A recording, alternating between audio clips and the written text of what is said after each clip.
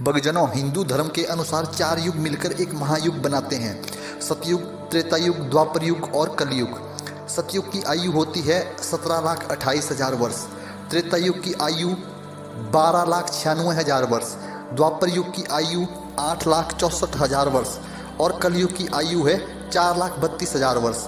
जैसे जैसे पाप बढ़ने लगता है उस युग की आयु कम होती जाती है। जब भगवान श्री कृष्ण जी की मृत्यु हुई उस दिन द्वापर युग का अंत हुआ और कलयुग शुरू हो गया। माना जाता है कि वर्तमान कलयुग का 5,122वां वर्ष चल रहा है। इसका मतलब यह हुआ कि कलयुग के अंत में अभी 4,26,878 वर्ष बाकी हैं। हमारे पुराणों में पहले से ही निश्चित है कि कलयुग का अंत कैसे होगा और नए युग का आरंभ कैसे होगा। हमारे पुराणों में वह सब लक्षण बताए गए हैं जो कि कलयुग के अंत का संकेत देंगे। आज की इस वीडियो में हम आपको इन सभी बातों की जानकारी देंगे, इसलिए वीडियो को अंत तक जरूर देखें। अगर आप चैनल पर नए हो तो चैनल को सब्सक्राइब जरूर करें। हमारे पुराणों के अनुसार कलयुग में अधर्म बढ़ता जाएगा और एक दिन वह धर्म पर हावी हो जाएगा। पाप करने वालों की संख्या बढ़ जाएगी। हर जगह चोरी, हत्या, लूटपाट जैसे पाप बढ़ने लगेंगे। मनुष्य इतना हिंसक हो जाएगा कि एक दूसरे की हत्या करने लगेगा। जिसके पास धन होगा वही व्यक्ति शासन करेगा, वही बलवान होगा। मनुष्य दिन रात केवल धन प्राप्त करने के बारे में ही सोचता रहेगा। स्त्रियां और पुरुष धर्म का पालन करना छोड़ देंगे। माता पिता, पति पत्नी, भाई बहन जैसे रिश्तों का कोई महत्व नहीं रह जाएगा। इंसानों की आयु 10 से 20 वर्ष ही रह जाएगी।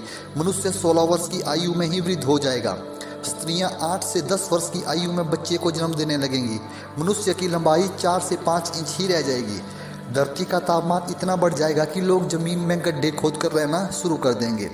प्रकृति धीरे धीरे नष्ट होती जाएगी। पेड़ पौधे सब नष्ट हो जाएंगे। धरती का उपजाऊ क्षेत्र 5 से 7 फीट अंदर चला जाएगा। अन्न की इतनी कमी हो जाएगी कि लोग भूख से दम तोड़ने लगेंगे।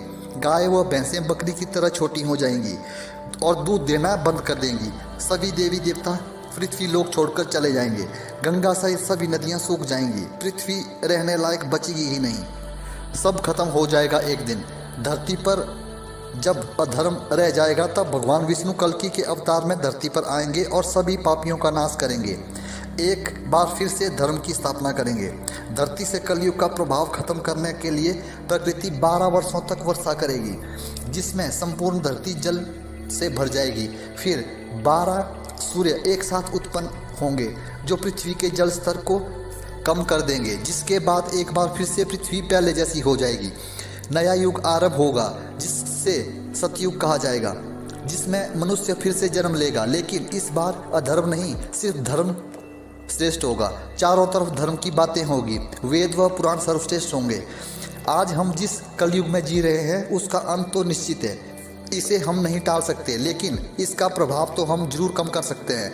जो लक्षण हमारे पुराणों में बताए गए हैं वह कुछ हद तक वर्तमान में देखे जा सकते हैं। हम आज के एजुकेटिव सिस्टम में इतना आगे बढ़ गए हैं कि वेदों और पुराणों को पीछे छोड़ते जा रहे हैं। संस्कृत भाषा एक समय पर केवल भाषा का नाम बनकर ही रह जाएगी। हमारी प्रकृति हमें सब कुछ प्रदान करती है, बदले में हम उस प्रकृति को धीरे धीरे नष्ट करते जा रहे हैं। दिन प्रतिदिन जो प्राकृतिक आपदाएं और घटनाएं हो रही हैं वह प्रतिदिन कलयुग के अंत का संकेत दे रही हैं। अभी इस अंत को बहुत समय बाकी है, लेकिन एक नए आरंभ के लिए अंत का होना बहुत जरूरी है।